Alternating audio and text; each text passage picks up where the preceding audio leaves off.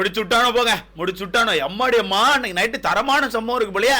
ஆனா big pass சரியான வேலையை பாக்குறீங்க. ஐயோ என்ன ஒரு கொளுத்தி போட்டு தெரியுது. வீட்டுக்குள்ளே உள்ள சும்மா விட்டா இவன் இருந்து கண்டென்ட் வரலன்னு தெரிஞ்சு போச்சு. அவருக்கே தெரிஞ்சு போச்சு இவன் எல்லாம் டம்மி, எல்லாம் களி முட்டை மாதிரி ஒண்ணுக்குள்ள ஒன்னா ஒட்டிக்கிட்டானுவேன். ஆனா இவன்ல போட்டு நம்ம எதுவும் பண்ண முடியாது. பேசாம நம்மளே கொளுத்தி போடுவோம், நம்மளே வன்மத்தை தூண்டுவோம்னு சொல்லிட்டு இவரே டாஸ்க்குங்க பேர்ல வன்மத்தை கொடுக்குறாரு உள்ள. வேற லெவல் போங்க. ஸோ நம்மள எதிர்பார்த்த மாதிரி பிக் பாஸ்க்கான 2வது ப்ரோமோ இருக்கு. இந்த ப்ரோமோ பத்தி பாக்குற முன்னாடி இந்த இடத்துல ஒன்று சொல்லி ஆகணும். இந்த வீட்டுக்குள்ள யார் யார் என்னென்ன பேசணும்னு சொல்லி ஒரு விவசாயம் இல்லாம போயிட்டு இருக்குது. அதை நினைச்சாதான் எனக்கு கொஞ்சம் சிரிப்பா இருக்குது. அந்த உப்பு சப்பை பத்தி பேசுறவங்க லைட்டா உப்பு எடுத்துறீங்க, இந்த உள்நாக்கில் வச்சு நக்கிருந்தீங்கன்னா இப்போதைக்கு உங்களுக்கு ரோசம் வந்திருக்கும். அது என்னன்னு சொல்லிட்டு இந்த வீடியோல ஃபுல்லா பார்ப்போம். கண்டென்ட் இல்லையோ நினைச்சிட்டு இருந்தேன், நீங்களே காதை கொண்டு கொடுத்துட்டீங்க. நான் கத்தாம விடுவேனா?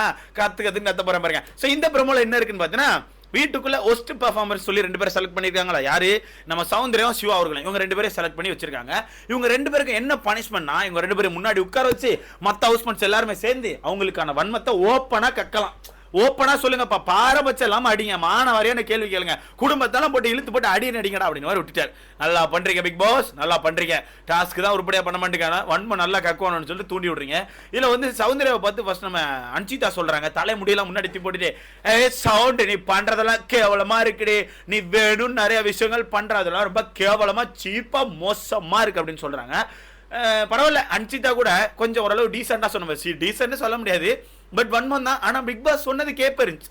ஏன்னா பிக் பாஸ் என்ன சொல்லியிருந்தாருன்னா, ஓப்பனா சொல்லுங்க, பாரபட்சம் இல்லாம அவங்க பண்றத குத்தி காட்டி சொல்லுங்கன்னு சொல்லியிருந்தாங்க. ஓகே, அந்த வகையில இவங்க பண்றது தலை விரிச்சு போட்டு ஆடுறது, சில விஷயங்கள் வாலண்டியர் இடத்துல சண்டை போடுறது, வாலண்டியரா கத்துறது, இந்த மாதிரி விஷயங்கள் வந்து ஓகே உங்களுக்கு கேவலமா தெரிஞ்சிருக்கலாம்.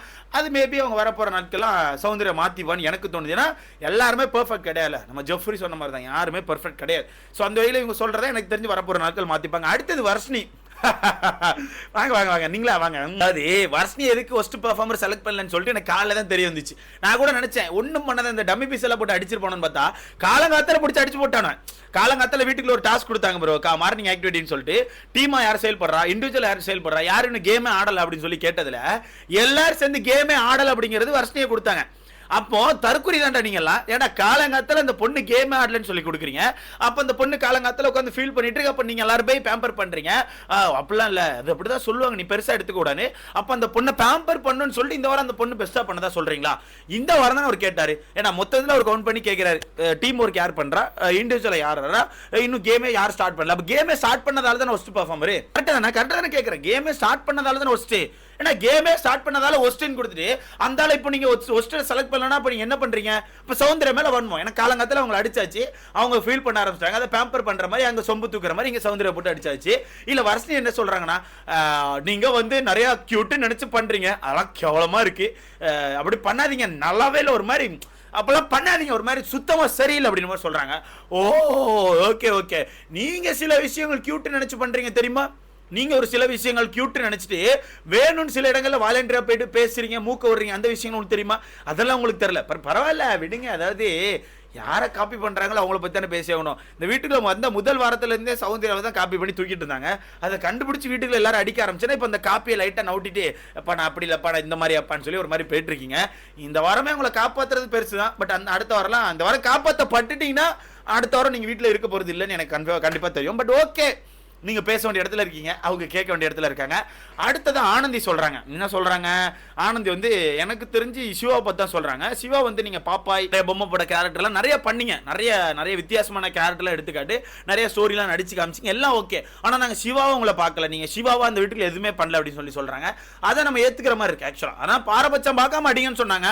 மத்த ஆட்கள் மாதிரி நீங்களும் அடிச்சிருக்கலாம் ஆனந்தி, பட் அடிக்காம விட்டீங்க. பட் சிவாவா பார்க்கல அப்படிங்கிறது உண்மைதான். ஏன்னா அவர் வந்து என்ன நினைச்சாருன்னா, அவருக்கு தெரிஞ்ச அந்த ஆக்டிங் ஸ்கில் அந்த வீட்டுக்குள்ள ஃபுல்லா அங்கேயுமா காட்டி ஒரு நடிப்பு திறமையை மட்டும் காட்டிக்கிட்டே இருந்தா இவங்க எல்லாம் வாவுன்னிடுவாங்க, மக்கள் வாவுன்னு ஓட்டு போடுறாங்க நினைச்சா அப்பெல்லாம் சொல்லி செய்யவே மாட்டாங்க. மக்கள் அதெல்லாம் ஆல்ரெடி பார்த்துட்டாங்க. இந்த மாதிரி பாக்குறதுக்கு எல்லாரும் பொம்மை படம் பார்த்துருவாங்க. அதை வந்து பொம்மை பிக் பாஸ்ல பார்க்கணும் அவசியமே கிடையாது. முடிச்சாச்சு. அடுத்ததான் என்ட்ரி கொடுத்தாங்க எங்க உப்பு சப்பு போடாத, ரோசம் இல்லாத எங்க தர்சிகாக்கா. ஐயோ, ரோசமே இல்லாதாலும் ரோசத்தை பத்தி பேசும்போது எனக்கு ரொம்ப சிரிப்பா இருக்கு நண்பர்களே.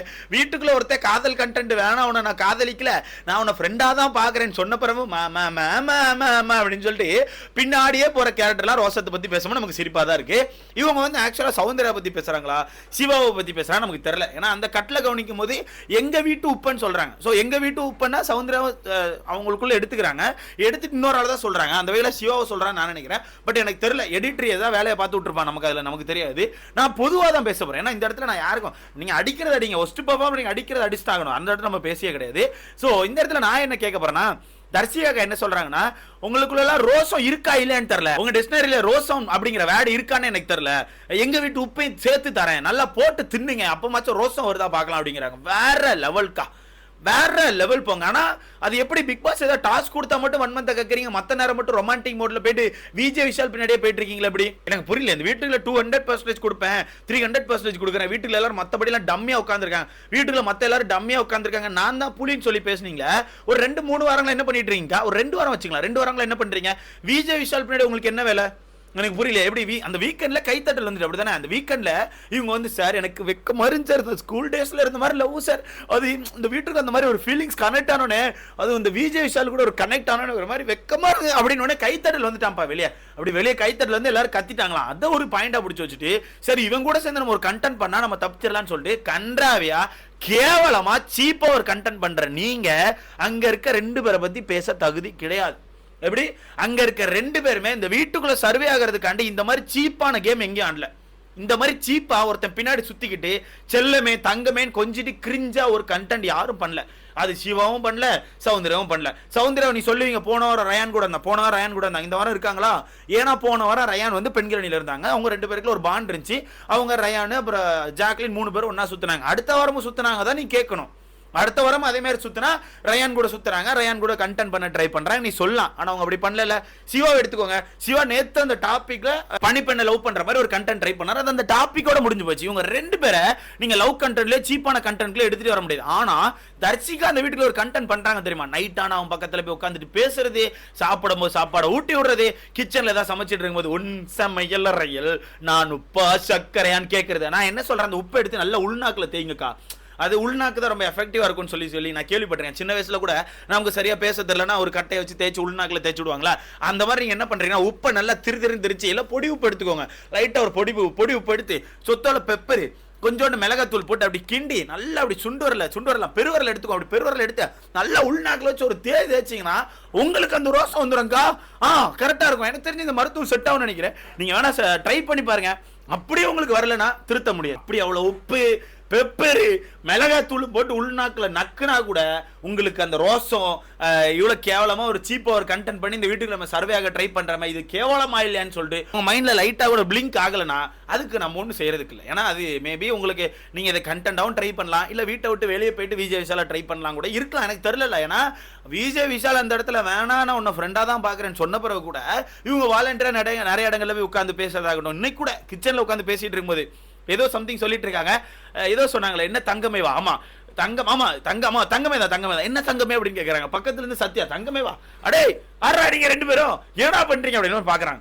சோ இந்த மாதிரி கிரிஞ்சான கேவலமான கண்டென்ட்டை பார்க்கணும். எங்களுக்கு முதல்ல ஒப்பு கொடுங்கடா, எங்களுக்கு கொடுங்க, நாங்க முதல்ல நல்லா நக்கிக்கிறோம் நாக்குல. இந்த மாதிரி எளவு கண்டாவி கண்டென்ட்டை உட்காந்து பார்க்க தெரியுமா, எங்களுக்கு தான் ரோசம் இல்லை. ஆனா இவங்க ரோசத்தை பத்தி பேசுறேன். ஏன் ப்ரோ இவங்களை போட்டு இப்படி அடிக்கிறீங்கன்னா, அங்க பிக் பாஸ் ஒரு டாபிக் கொடுத்திருக்காரு, இல்லன்னு சொல்ல, பிக் பாஸ் ஒரு டாபிக் கொடுத்திருக்காரு, பாரபட்சம் பார்க்காம அடிங்கன்னு.